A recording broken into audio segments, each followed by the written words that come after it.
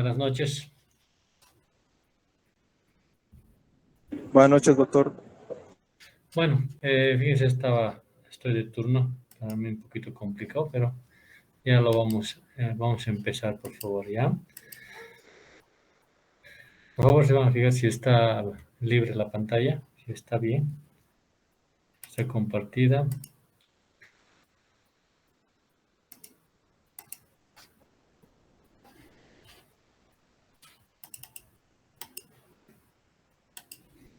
Se está bloqueando mi computadora más todavía.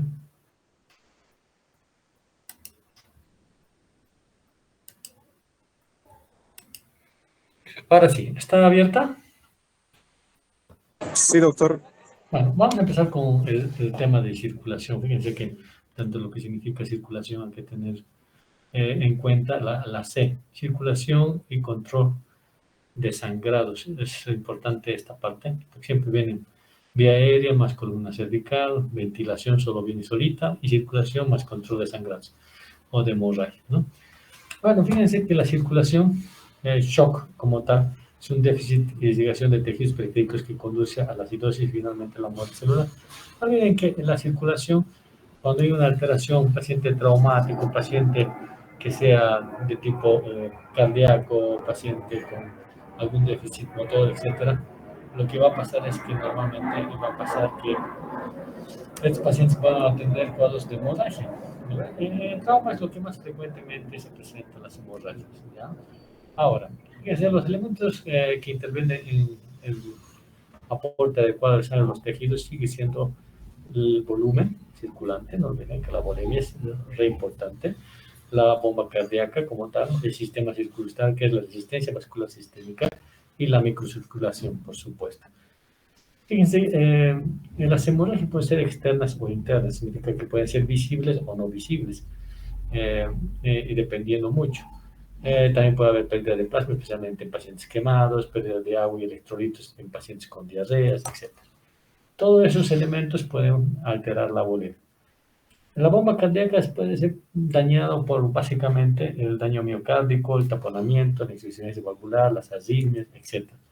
En el circulatorio, las trombosis masivas auriculares, neumotórax hipertensivos, derrames, embolias, aneurismas son, digamos, los elementos que van a ir a caracterizar una alteración a este nivel.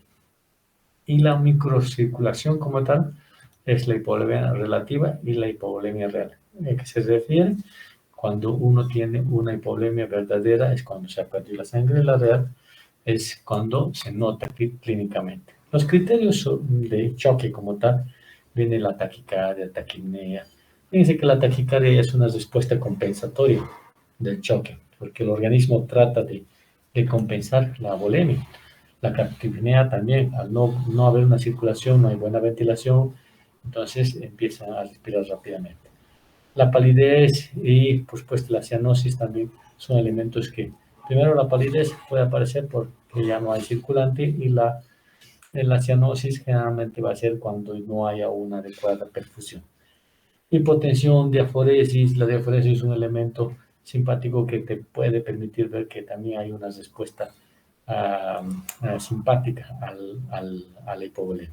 Alteración del estado de conciencia, pulsos, oliguria, debilidad, sed, acidosis, disminución de la presión venosa central. Todo esto son criterios en los cuales se puede basar un choque. El manejo del shock siempre reconocer su presencia. Si hay un paciente con shock, es shock.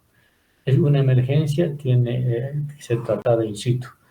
Y según el ATLS y según el ITLS, todos los libros que corresponden, normalmente lo que pasa es que tienes que tratar el shock antes de saber la causa, porque el shock te va a matar, independiente de que sea cardiogénico, hemorrágico o distributivo, etc.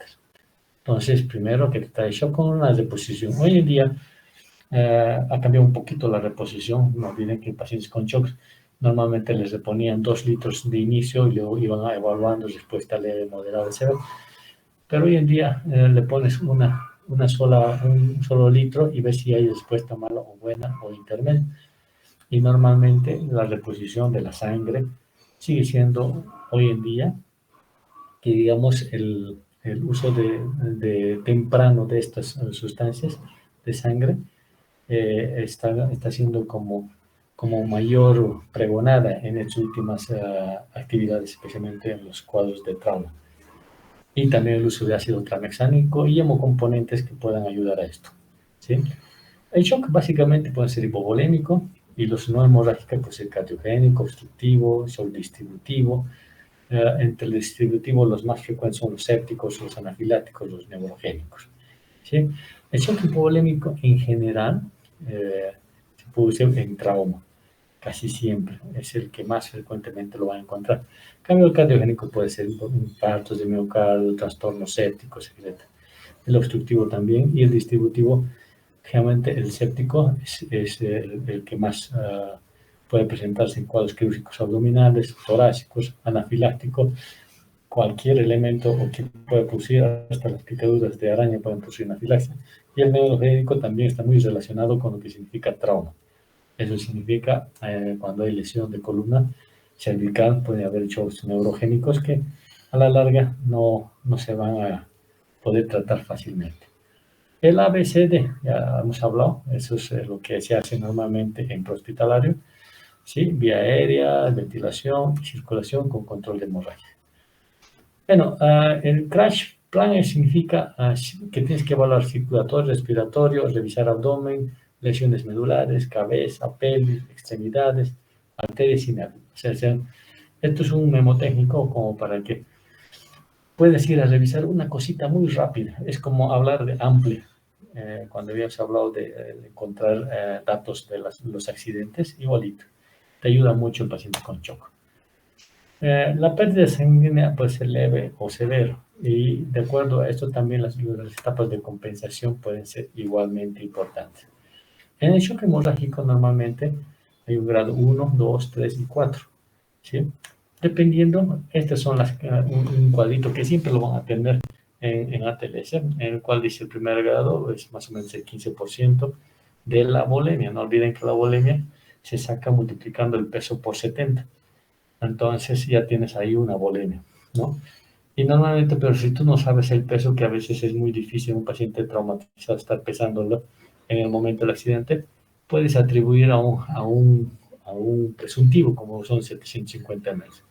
En segundo grado son de 750.000 y de 15 a 30% de la volemia. El tercer grado es de 1.500 a 2.000, de 30 a 40% de la volemia. El cuarto grado más de 2.000 y más del 40% de la volemia. La frecuencia cardíaca normalmente no está tan alterada en el primer y segundo grado, ya en el tercero y cuarto es ostensible. Si se dan cuenta en todo este cuadrito, donde se presenta más frecuentemente las alteraciones importantes de frecuencia cardíaca, presión arterial, diuresis, etcétera, generalmente es en el tercer y cuarto grado. Algo que tienen que saber es que la presión de pulso ya puede estar alterada desde el primer grado. No es más que la diferencia entre la presión sistólica y diastólica. Puede disociarse o puede contraerse. Entonces, en ese momento ya puedes pensar que hay una alteración de sangrado, ¿sí? Antes se decía que debías usar cristaloides en segundo grado, luego cristaloides y sangre en tercer grado, cristaloides y sangre en el cuarto grado. Y realmente puedes usar también coloides. Pero hoy en día el uso inicial de cristaloides es importante, sigue siendo un elemento de evaluación, pero no es de predominancia, como les había dicho. Hoy en día la restitución inicial rápida de sangre es tal vez lo pregonado en pacientes con trauma, ¿no? ¿Sí? Bueno, esto es lo que decía de la fluidoterapia es de 1 litro en adultos, 20 miligramos por kilogramo en pediátrico. La diuresis es importante saber. Normalmente en mayores de 0,5 ml kilogramo peso hora, y en pediátricos de 1 y en neonatos de 2 ml kilogramo peso hora. Es la diuresis normal. Las transfusiones masivas son más de 10 paquetes, no se olviden, en 24 horas, o más de 4 en 1 hora, ¿sí? Y los semiderivados generalmente, si no se sabe el tipo de sangre, pasar realmente o requiere sangre AB en caso de deferencia al plasma, ¿sí? No olviden que dentro de lo que significa reposiciones de choque, hay que tomar muy en cuenta lo que significa las destituciones de sangre. No olviden que hay que hacer todas las pruebas cruzadas correspondientes en estas pruebas. Cuando hay un paciente con lesión, uno de los elementos que predomina cuando ya pide soluciones y está estabilizado el C, sigue siendo los estudios de laboratorio. Generalmente son las pruebas cruzadas lo primero que pides y, por supuesto, las pruebas de transmisión por vía sanguínea, hepatitis B, hepatitis C, VIH, etc. ¿Sí? Y embarazo también, pruebas de toxicología. Generalmente los factores que alteran los choques hemorrágicos o las hemorragias sigue siendo la edad del paciente. Cuanto más viejito, toma más medicamentos, pueden tener más alteraciones. Cuando más joven, también es más tolerable los pacientes con shock. La severidad del trauma no es lo mismo una lesión de aorta que una lesión de arteria radial, ¿no? No es igual. El tiempo transcurrido no es lo mismo que te lesiones en Chapare que te lesiones en la esquina de la América, ¿no? Eso es importante. Administración prehospitalaria de líquidos siempre. En prehospitalario, si tú estás rescatando una ambulancia, tienes que reanimar. Normalmente cuando tú no tienes nada, lo único que haces es redistribución de líquidos mediante levantar los piecitos para que se distribuya de la periferia hacia la bulimia central, que mejore la circulación de los órganos blancos más importantes, corazón, cerebro y riñón, ¿verdad? Medicamentos y enfermedades crónicas también pueden alterarlo. Mucha gente usa hipertensivos, muchas gentes tienen marcapasos, entonces son cosas que hay que tomar en cuenta en la respuesta. Puedes estar siendo muy bueno con el tratamiento inicial. Las lesiones pueden ser miocárdicas, taponamiento cardíaco, embolia gaseosa, infarto miocardial, de origen cardiológico. Con el corazón, la bomba se altera. Bueno, esto es más manejo ya hospitalario. Normalmente tú tienes que darle el soporte del A, B, C y D. Si es que empieza a hacer paro, ya tendrás que hacer tus reanimaciones, ¿verdad? Bueno, en infarto agudo de miocardio, el tratamiento básicamente es el manejo de lo que significa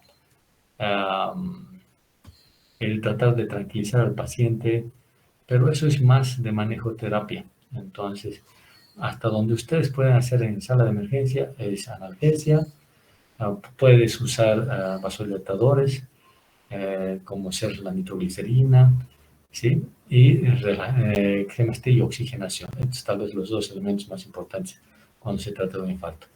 Bueno, hay variantes predictorias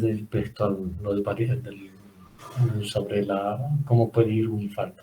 Realmente la edad, la diabetes, los infartos previos, la fracción de eyección menos de 35, la arterias culpable persistente si están ocurridas frecuentemente, falta de hiperquinesis compensadora en áreas de no infartadas. Esos son los pacientes que no van a ir también dentro de lo que significa esto. A ver, este es un memotécnico, la famosa MONA, ¿no ven? La MONA es oxígeno, acceso venoso, monitoreo, alivio del dolor, soporte y vasopresores y hipotensores que no responden a fluidos. Realmente, esto te permite más o menos manejar uno de los tienes que usar un buen analgésico, especialmente morfina puedes usar en estos casos, ¿no? Bueno.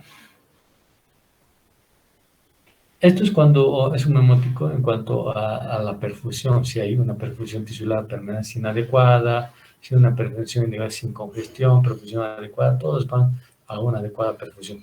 El cateterismo cardíaco, la terapia trombolítica, siempre está ligada a los tiempos. No olviden que hay ciertos tiempos en los cuales tú puedes hacer un cateterismo cardíaco y ciertos tiempos en los cuales solo puedes hacer una trombolisis, ¿sí?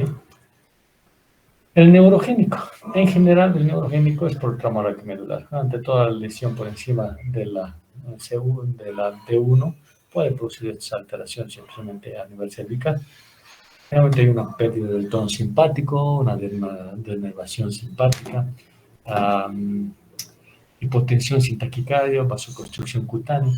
Todo esto, ¿por qué? Porque estos pacientes pierden el tono simpático.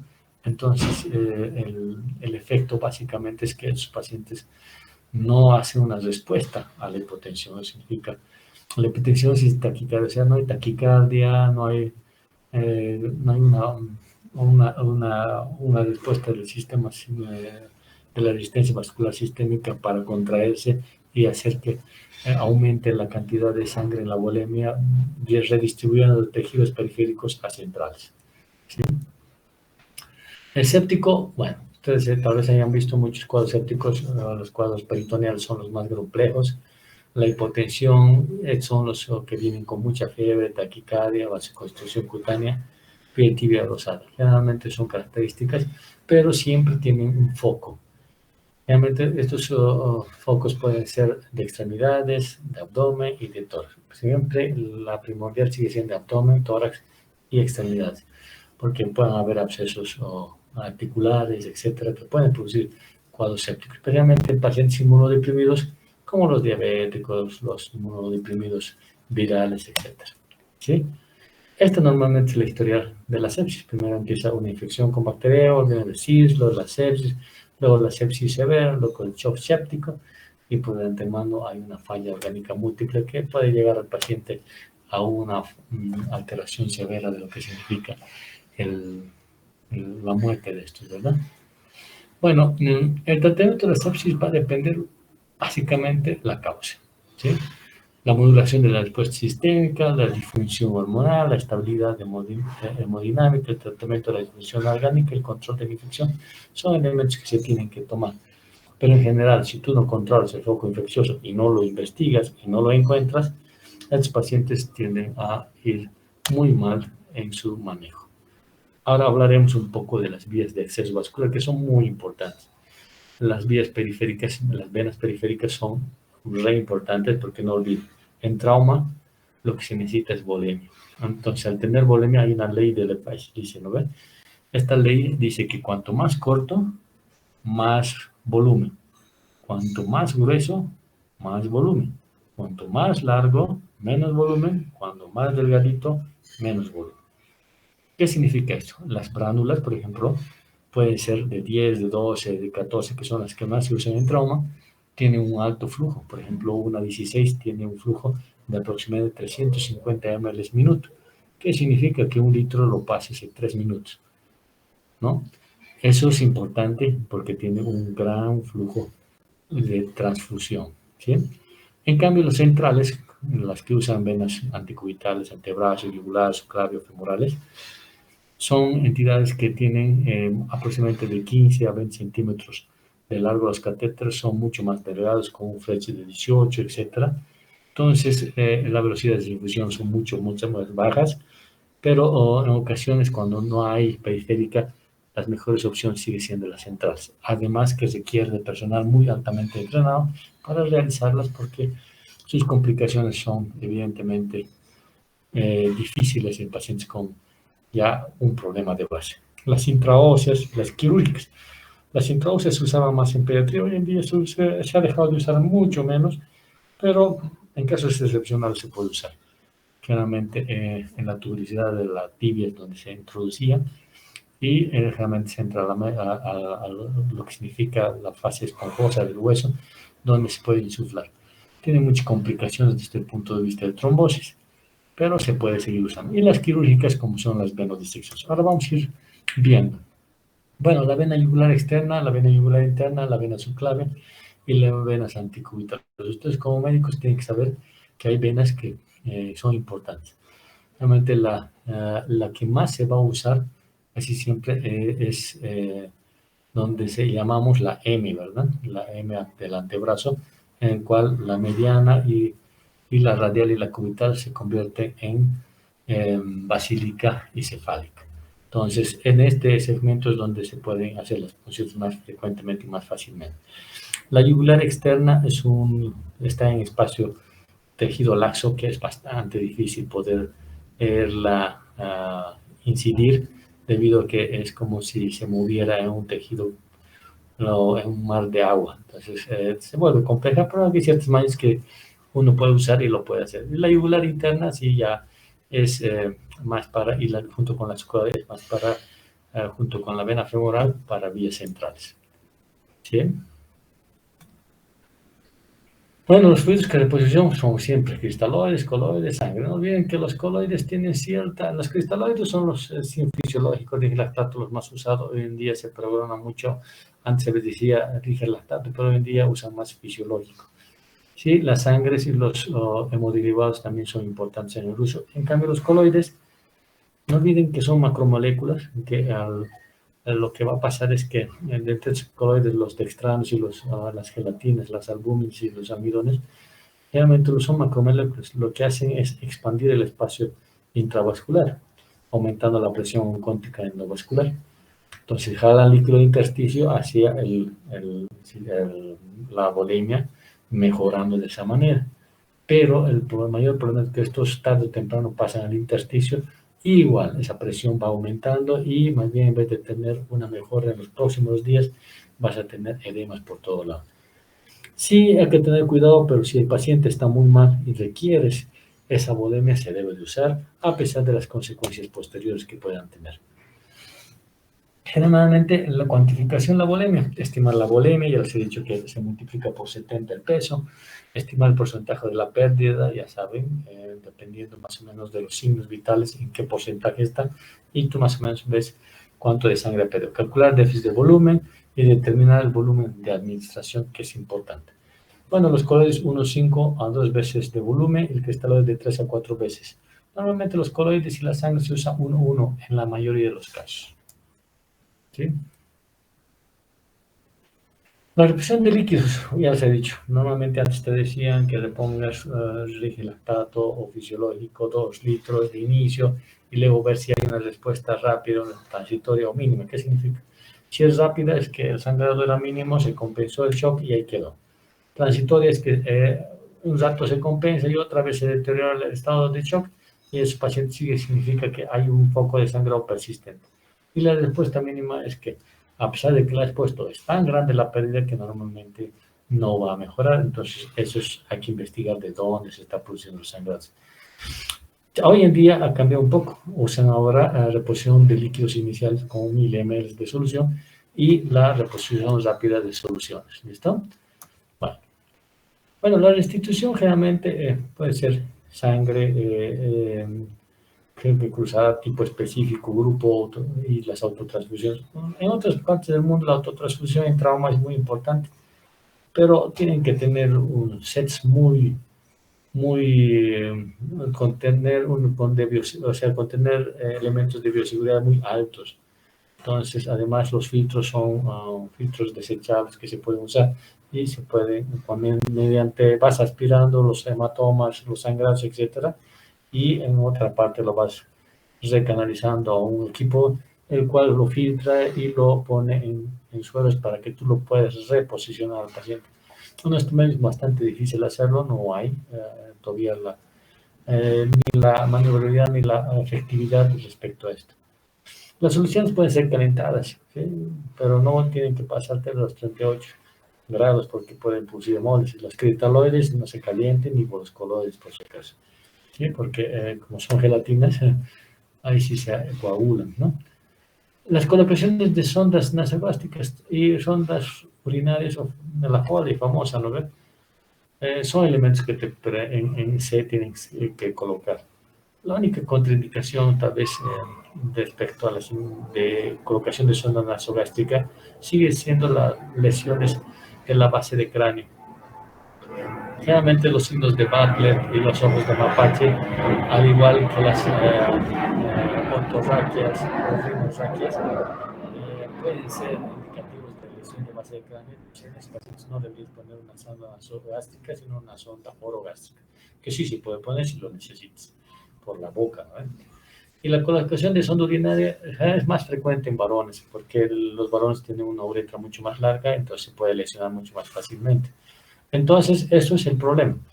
¿Ya? Las contraindicaciones básicamente pueden ser contraindicaciones, realmente la ruptura de la uretra.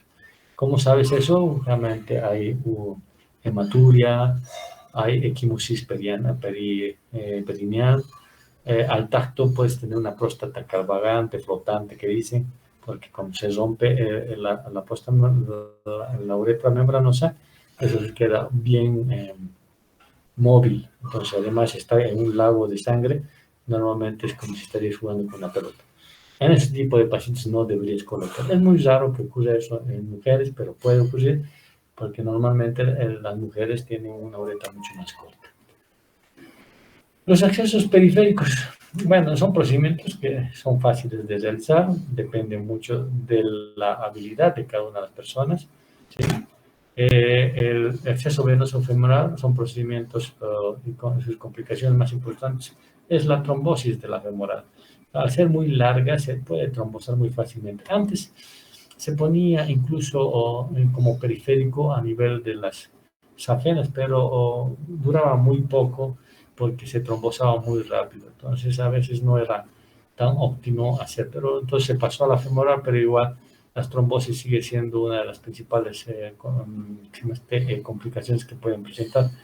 Lesiones neurológicas, no olviden que hay muchos nervios importantes, los crurales, etcétera, que están a ese nivel que pueden producir lesión. Hay infecciones y las fístulas arteriovenosas. Siempre es importante pinchar a la arteria. A veces tú pinchas la arteria porque estás haciendo una punción a ciegas y cuando puncionas la arteria, en ocasiones has atravesado la vena y pueden hacerse fístulas a la larga, pero es bastante poco frecuente. ¿Sí? Esas son las punciones que se hacen para cateterismo central. Cuando se hace cateterismo central, o sea, una vía central, que se llama, es que significa que la puntita del catéter está en la bocadura de las cavas para medir presión venosa central. Se puede hacer desde la femoral, se puede hacer desde la basílica, ¿sí? Normalmente necesitas catéteres de 75 centímetros desde ahí y puedes hacer los subclaves o yugulares que también necesitas de 30 a 45 milímetros a ese nivel. Entonces, normalmente hoy en día se usa la técnica Seldinger, que es la que habíamos hablado ayer cuando hablábamos de traqueostomías y cricotiroidotomías. Es punción con una aguja delgadita, canalizas adecuadamente la vena, introduce una guía metálica y a través de la guía metálica vas introduciendo el catéter definitivo hasta llegar al lugar. ¿Sí? Siempre se realiza cuando se hace vías centrales un control de tórax para ver que estés adecuadamente posicionado a nivel de la bocadura, ¿sí? De las cavas. ¿Sí? Esto es generalmente la forma de puncionar, especialmente la femoral. No olviden la disposición de la, del paquete vasculonervioso de la región inguinal. Primero está el nervio femoral, ¿sí? Al ladito está la arteria, tocas la arteria y por dentro de la arteria deberías funcionar para encontrar la vena. ¿Sí? Femoral. En ocasiones uno se equivoca y a veces lo hace afuera y lo pincha al nervio. Y empiezan ahí los problemas de neuropraxis. ¿Sí? Posición central, ya habíamos hablado. Las complicaciones son neumotórax, especialmente neumotórax cuando hablamos de subclavia y yugular interna especialmente. ¿Sí? En la yugular externa es muy raras veces que se usa porque es más difícil ubicarla, tiene unos ángulos bastante difíciles para progresar la guía. ¿Sí? Normalmente la yugular interna y la subclavia son las que más se usan. Pueden ser infraclaviculares o supraclaviculares. Normalmente, mi personalidad, normalmente se hace infraclaviculares con mayor frecuencia porque es la que más fácil es replicable. ¿Sí? Con las complicaciones que ha dicho neumotórax y hemotórax, puedes pinchar.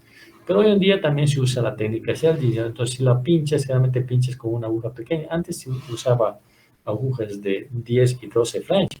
Eso sí producían neumotórax y hemotórax importantes. Pero hoy en día, con la técnica Seldinger, menos cuidado, porque primero canalizas la vena con una aguja muy finita y a través de ella vas introduciendo la guía metálica y a través de esos los dilatadores y por fin recién el catéter hasta llegar a donde tú deseas.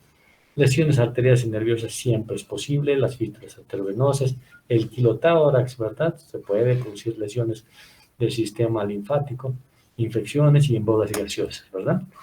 Estos son generalmente los triángulos que uno tiene que tener cuidado, el triángulo posterior y el triángulo anterior. Realmente la mayoría de la gente hace con el triángulo anterior para ubicación de la yugular. Ahora, una buena posición para hacer yugular interna es un poco en un Trendelenburg. Así se gurgitan y es mucho más fácil ubicarse. En subclavia normalmente no es necesario porque esa vena siempre está distendida por qué razón, realmente la presión intratorácica, ¿sí? Este es un video de cómo se hace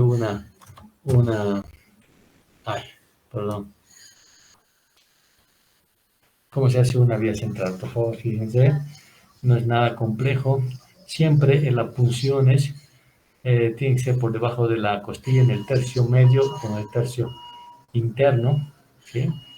Y siempre guiándose hacia lo que se denomina la escotadura externa, y por debajo de la costilla se va a ubicar la vena, ¿sí? Hay que tener en cuenta también que por ahí está pasando la arteria subclavia. En ocasiones puedes pinchar. Si es un paciente altamente crítico, que tú ves que necesita urgente, si la pinchaste, úsala. La única manera de usar en arterial significa a presión. Ahí le pones un manguito a presión y se lo vas introduciendo el líquido. En cambio, en la vena no es necesario hacer ninguna presión y se introduce nomás, ¿no? ¿Ya?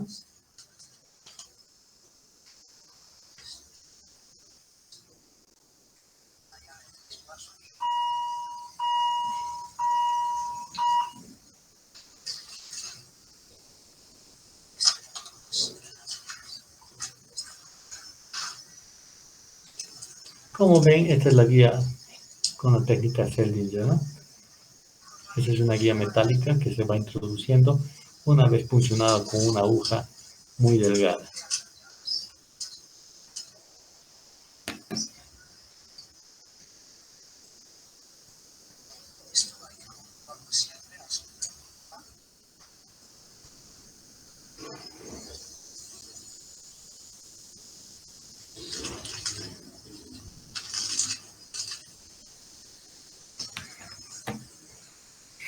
Esa es la agujita, normalmente siempre por debajo, tercio medio y tercio interno de la clavícula, en la parte posterior, hasta ubicar la vena. Ya la ubicaron. Finalmente lo que pasa es, este es el mejor mecanismo. Una vez sacado, normalmente lo retiras y introduces la guía metálica. Ahí están viendo, esa es la guía. Entonces retiras rápidamente, colocas el guiador y se introduce lo más que se pueda. Siempre hay que tener mucho cuidado con los procesos que pueden producir estimulaciones cardíacas muy fáciles, ¿no? Hay que tener bastante cuidado, con mucha clave. Entonces, una vez introducida la guía, se retira la aguja de punción y se va colocando dilatadores. Ese es un dilatador, lo dilatan la piel especialmente. A veces se tiene que hacer una incisióncita en piel para que pueda introducirse más fácilmente. En otras ocasiones no se lo hace. Y recién se coloca el mismo catéter a través de la guía. Siempre hay que tener el cuidado respectivo de que en la guía, que se llama el catéter, la guía metálica salga del catéter antes de introducirlo, porque en ocasiones lo introduces y después no sabes cómo retirarlo porque se introduce junto con el catéter definitivo. Siempre hay que tener cuidado en eso. Luego las punciones intraóseas, bueno, ya les he dicho, es muy poco frecuente. Las complicaciones importantes son las infecciones, la penetración de un lado a otro de la tuberosidad de la tibia, las infiltraciones subcutáneas, la necrosis de la piel, la lesión de la placa epifisial, especialmente en niños y hematomas. Esta es una imagen de lo que se hace en relación a la vía intraósea, ¿no? La posición del paciente es en decúbito supino, apoyando la rodilla con una angulación de unos 30 grados sobre un rodete. Elegimos como lugar de punción la porción proximal de la tibia. Para ello se palpa la tuberosidad anterior de la tibia, entre 1 y 3 centímetros por debajo de la misma, en la cara anteromedial de la meseta, y se introduce la aguja perpendicularmente al hueso. De esta manera se evita dañar el cartílago de crecimiento. Este es el lugar de elección en niños menores de 6 años. Una vez elegido el lugar de punción, hay que limpiarlo y desinfectarlo con antiséptico. Es re importante, ¿no? Muy importante porque no olvides que estás pinchando Ahora hueso, procedemos ¿no? a la punción en la zona elegida, introduciendo la aguja perpendicularmente a la piel, empujando y rotando de forma oscilante hasta notar que disminuye la resistencia, Como ven, lo que son suele suceder al elementos y introducir la materiales aguja muy aproximadamente 1 firmes. centímetro. Generalmente La son de aguja penetra material en la tabla inoxidable ósea y se que se inserta debe en la cavidad introducir, ¿no? medular. Se retira el mandril y se aspira con jeringa. La no obtención de material de médula ósea al aspirar no implica una malposición de la aguja. Se comprueba la posición correcta inyectando suero fisiológico. No debe provocar tumefacción cutánea. Sabremos que hemos obtenido esta vía en las siguientes situaciones. Cuando tengamos la sensación de que cede la resistencia. Cuando la aguja se sostenga sola. Si se puede aspirar el material de médula ósea con una jeringa. O bien, si el líquido fluye fácilmente en la médula ósea sin edemas ni extravasación. Vía Bueno, intraósea. en general, no se olviden que este es un método que cada vez es menos usado. Sí es una alternativa de reposición de líquidos, sí es verdad. Y por supuesto tenemos la vía quirúrgica, que son las venosecciones, básicamente. La vena basílica, la safena, la cefálica y la femoral son las que normalmente se usan. Bueno, la basílica es la más usada, pero es la de mayor cuidado. Creo que tengo aquí una imagen. A ver. Esta es. Normalmente de la epitroclea, 2 través del dedo hacia adentro, 2 través del dedo arriba, sobre la corredera bicipital. A ese nivel se hace una incisión horizontal y se difusora en forma perpendicular, en dirección de la vena. Hay que tener mucho cuidado porque pacientes con shock, la arteria y la vena son muy parecidas y a veces uno secciona a la vena. Antes, las venotomías, normalmente lo que se hacía era ligar los dos bordes, el borde distal, seccionar y introducir la vena. Hoy en día se trata de ser menos agresivos, entonces ubicas la vena y la punción es como si fuera una punción de catéter normal y se coloca el catéter. Y si fuera arteria, bueno, la lesión es solo por punción y no es por sección, ¿sí? Entonces se puede hacer a ese nivel, también se puede hacer a nivel de la femoral, ya hemos hablado, 2 través de dedo debajo de la región inguinal y generalmente a un lado del pulso arterial. También se puede ubicar a ese nivel. La safena también se puede hacer a 2 través de dedo del malleolo interno, está generalmente por delante, ¿ya? También se puede hacer a ese nivel, ¿sí? Estas son imágenes de una venodisección. No olviden, es como la vena se encuentra y lo que se hace es identificarla adecuadamente. Antes lo que se hacía incluso era ver que no tenga colaterales que puedan dificultar el ingreso. Luego se hacía con los 2 cordones de anclaje que se hacían, se soltaba el cordón superior y si no se llenaba, entonces es vena, ¿no ve? Pero si sueltas el cordón inferior y se llena, ¿qué será? Vena. Entonces, ¿por qué? Porque el reflujo va hacia el corazón, la venosa y hacia distal, la arterial. Siempre hay que tener mucho cuenta en eso, ¿no? No olviden que siempre está después del tejido celular subcutáneo todos los sistemas venosos y hay que saber identificarlos, ¿sí?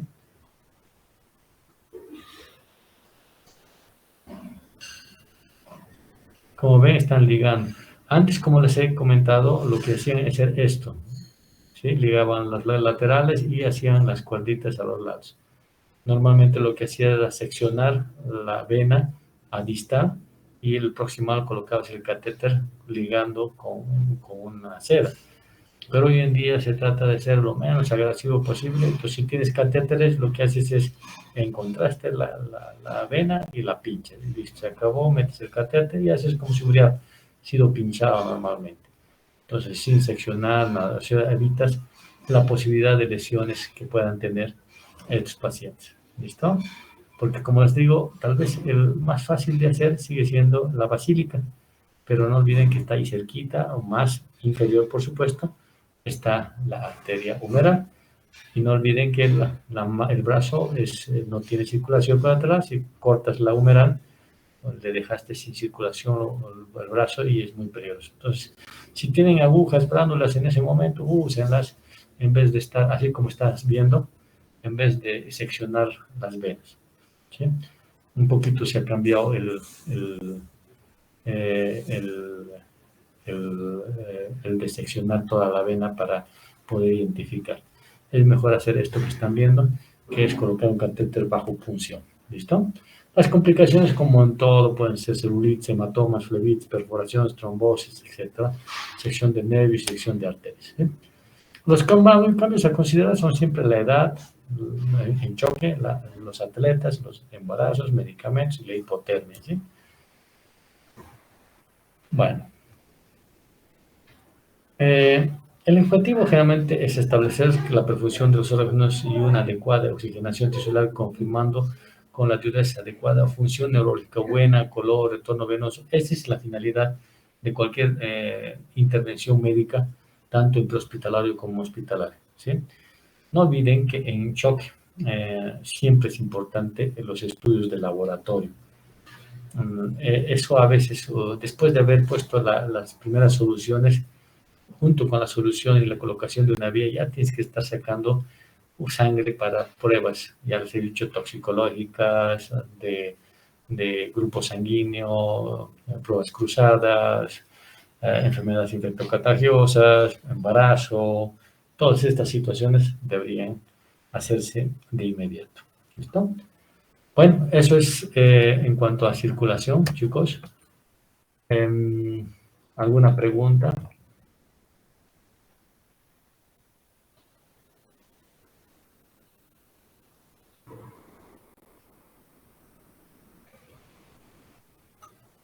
¿Alguna pregunta, chicos?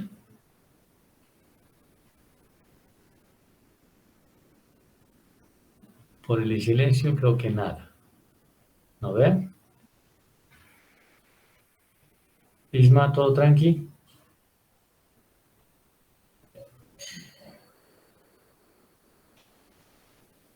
Hola, hola. ¿Se ha cortado la señal? Se escucha, doctor. Perfecto, Daniela. Bueno, como no hay ninguna pregunta, mañana nos estamos viendo con la última clase de prehospitalario, que vamos a hablar en realidad lo que es primeros auxilios, que en realidad es lo que se hace más en prehospitalario, porque raras veces vas a tener tantos elementos de ayuda. Si estás en una ambulancia bien preparada, por supuesto vas a tener eso, pero normalmente no lo va a ser así. Como médicos tienes que hacer algo en el momento del incidente. ¿Ya? Entonces mañana nos estamos viendo, chicos. Un gusto escucharles, perdón por el retraso, estaba operando, ¿no? Ahorita he salido y ahorita tengo que volver otra vez. ¿Ya? Cuídense mucho, un gusto, hasta mañana nos vemos. Gracias. Hasta luego, doctor. Hasta luego. Hasta luego.